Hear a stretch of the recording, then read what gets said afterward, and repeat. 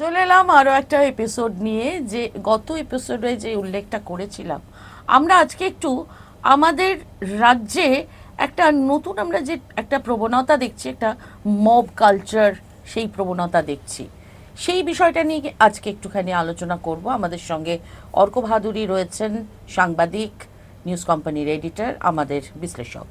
অর্ক, এই যে mob culture, এই মব কালচার কি ইতিপূর্বে এর আগে আমরা কখনো আমাদের রাজ্যে এভাবে দেখেছি?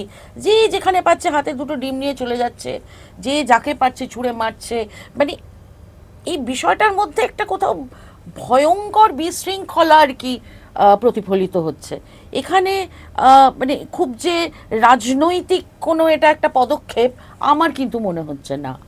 একেবারেই তাই। এবং পশ্চিমবঙ্গে নির্বাচনের জয় পরাজয়ের পরে রাজনৈতিক হিংসা আগেও হয়েছে।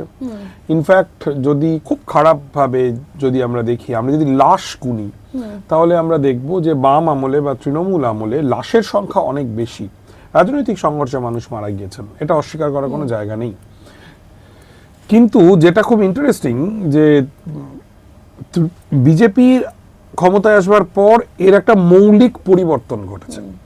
মৌলিক পরিবর্তনটা কি? সেটা হচ্ছে যখন তৃণমূল কংগ্রেস বর্ষিয়ান সিপিআইএম নেতা ধীরেন লেটকে কান ধরে বলতে বাধ্য করেছিল যে তিনি আর সিপিআইএম করবেন না, তখন সমস্ত সংবাদ মাধ্যমে, মেইন স্ট্রিম মিডিয়া সেটাকে কন্ডেম করেছিল, তার বিরোধিতা করেছিল।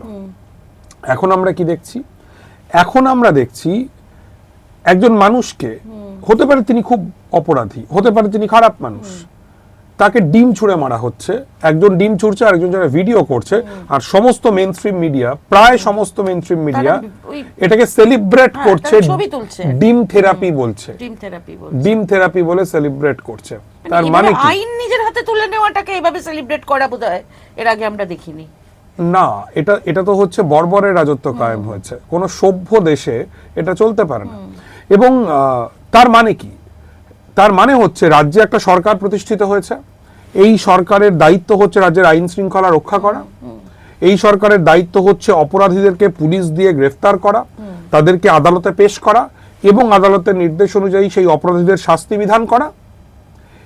এই কাজ এই সরকার করতে পারছে না। নির্বাচিত জনপ্রতিনিধিদেরকেই যে সরকার এরকম ভাবে মব ভায়োলেন্সের হাত থেকে বাঁচাতে না পারে, সেই সরকার সাধারণ মানুষকে কিভাবে রক্ষা করবে? এবং তার সঙ্গে সঙ্গে শুধু তো এই ডিম থেরাপি না, আরো অনেক বিষয় ঘটছে।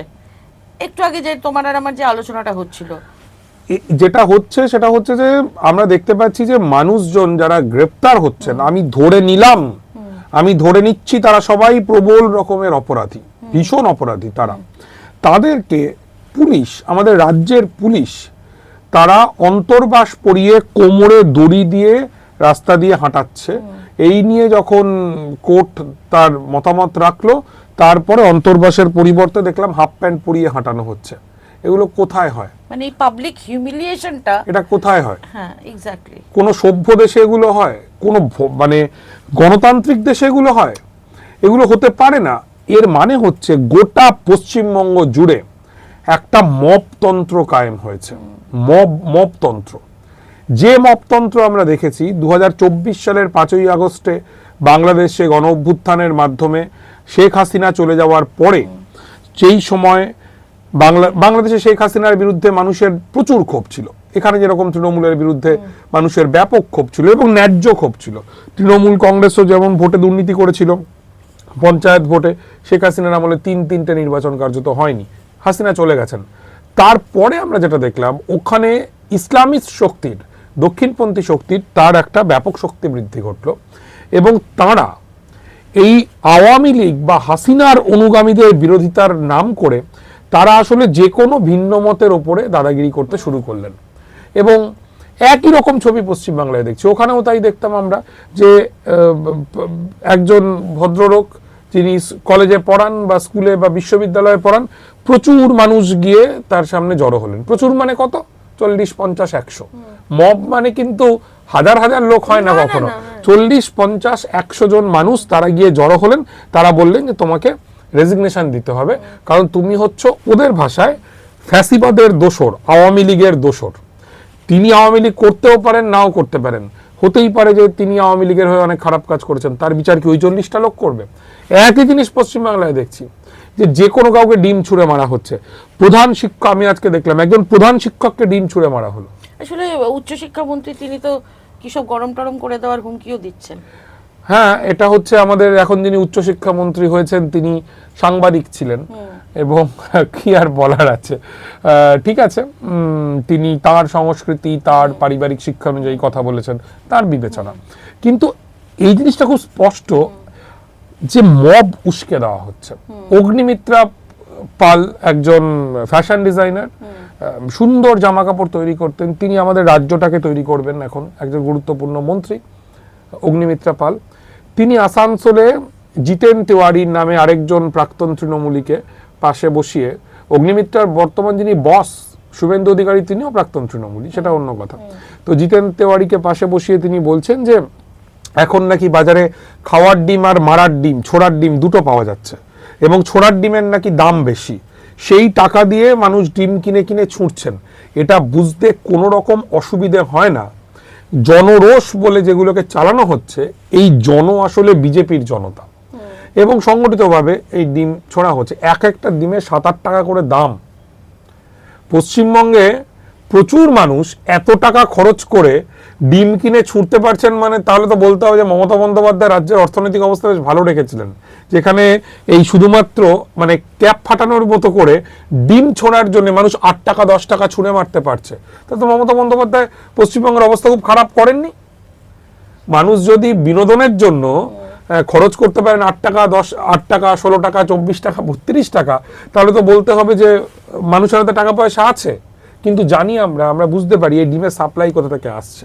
এই ডিমের সাপ্লাই আসছে বর্তমান শাসক দলের কাছ থেকে।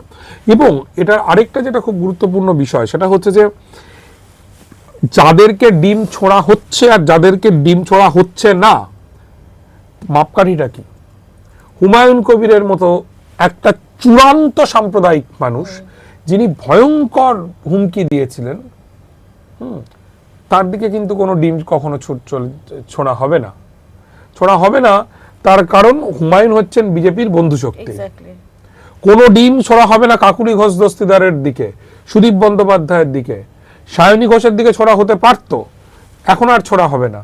ডিম থেকে তিনি নিজেকে বাঁচিয়ে নিতে পেরেছেন। কোনো ডিম ছোড়া হবে না ঋতব্রত বন্দ্যোপাধ্যায়ের দিকে, সন্দীপন সাহার দিকে, কারণ তারা হচ্ছেন এখন ভালো তৃণমূলে পরিণত হয়েছেন। কাজেই এমনকি আমার ধারণা ববি হাকিমের দিকেও কোনো ডিম বোধহয় ছোড়া হবে না, কারণ যে ববি হাকিম প্রাক্তন মুখ্যমন্ত্রীর আদরের ববি, তিনিও দেখলাম শুভেন্দু অধিকারীর সঙ্গে চমৎকার তার কথাবার্তা চলছে। কাজেই এই যে মপতন্ত্রকে উস্কে দেওয়া হচ্ছে তৃণমূলের একটা অংশের প্রতি, এইটা তৃণমূলে থেমে থাকবে না। যেটা জোর দিয়ে বলতে হবে, তৃণমূল এবং বিজেপি বিরোধী অনেক মানুষ এই ডিমতন্ত্রে খুব খুশি হচ্ছেন। সেটা আসলে ওই ঘুঁটে পড়ে গোবর হাসে, তারা কিন্তু গোবর। ডিম ছোঁড়ার জন্য, ডিমের আঘাত শরীরে নেওয়ার জন্য কিন্তু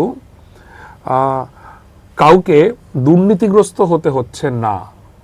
বিজেপির কাছে, বিজেপির চোখে ব্যাড বয় বা ব্যাড গার্ল হতে হচ্ছে। বিজেপির কাছে গুড বয় বা গুড গার্ল আপনি যতদিন থাকবেন ততদিন পর্যন্ত আপনার দিকে ডিম আসার কোনো সম্ভাবনা নেই। যখনই আপনি বিজেপির জন্য অস্বস্তির কারণ হবেন, তখনই আপনার দিকে ডিম আসবে। তার মানে কি এই যে মেইনস্ট্রিম মিডিয়া তারাও বিজেপির গুড বুকেই থাকতে চায়? এটা তো ঘটনা, এটা তো আমার বলার কোনো দরকার নেই। মানে এটা তো আন্তর্জাতিক মিডিয়া, তারা ভারতীয় মিডিয়াকে নিয়ে তাদের যে বক্তব্য এবং সংবাদ মাধ্যমের স্বাধীনতার যে সূচক, সেখানে ইন্ডিয়ান মিডিয়ার যা অবস্থান, কাজেই এই স্থাবকতার যে সুদীর্ঘ যে লাইন, সেই লাইনের শেষের দিকে বাঙালি উপস্থাপক উপস্থাপিকা, বাঙালি সংবাদকর্মী, তারাও গিয়ে যে দাঁড়াবেন, এর মধ্যে তো অস্বীকার করার কিছু নেই, মানে এটা অবাক হওয়ার কিছু নেই। এবং এটা তো খুব স্বাভাবিক, কারণ তাদেরও কারুর স্বামী আছে, কারুর স্ত্রী আছে, কারুর পরিবার আছে, তাদেরকে বাঁচতে হবে। আমরা জানি যে এই যে বামপন্থীরা ন্যূনতম ওয়েজের দাবিতে আন্দোলন করেন, হ্যাঁ, আমরা জানি যে বাংলা মিডিয়ায়, ভারতীয় মিডিয়াতেও বলে, বাংলা মিডিয়াতেও এসব আন্দোলন হওয়া খুব জরুরি, এসব আন্দোলন হওয়া দরকার। কাজেই সেই জায়গা থেকে যে সংবাদকর্মীরা আছেন যারা অনেক অর্থেই বঞ্চিত, তাদের একটা বড় অংশ তাদের বাধ্যতার কারণেই ক্ষমতার সঙ্গে খানিকটা আপোষ করতে হবে। এবং এটাও দেখছি যে যেসব সংবাদ মাধ্যমের একদম কেষ্টবিষ্টুরা কিছুদিন আগে পর্যন্ত সর্বদাই মমতা বন্দ্যোপাধ্যায়ের সফর সঙ্গে ছিলেন, এখন আর তারা নেই সেই সংবাদ মাধ্যমে। হয়তো সেই সংবাদ মাধ্যমেই ডিমতন্ত্রকে, ডেমোক্রেসির পরিবর্তে ডেমোক্রেসিকে উদযাপন করছে। এ তো আমাদের যে সার্বিক যে যন্ত্রণা, সার্বিক দুর্ভাগ্যের একটা ছোট্ট অংশ মাত্র। এক্স্যাক্টলি। অর্ক, আজকে আমাদের আলোচনাটা এই অবধি থাক, কারণ এরপর তো আরো অনেক কিছু ঘটবে, কারণ এই যে আমরা ডেমোক্রেসিতে আছি, তো আমরা সেগুলোর উপর নজর রাখবো। আমরা তো বিশ্বকাপেও নজর রাখতে পারছি না, এত স্পিডে রাজ্য রাজনীতিতে মানে পরিবর্তন, এটা বড় পালা আর কি চলছে আর কি। তো এনিওয়ে, দেখা হবে আপনাদের সঙ্গে আবার সামনের সপ্তাহে। ভালো থাকবেন।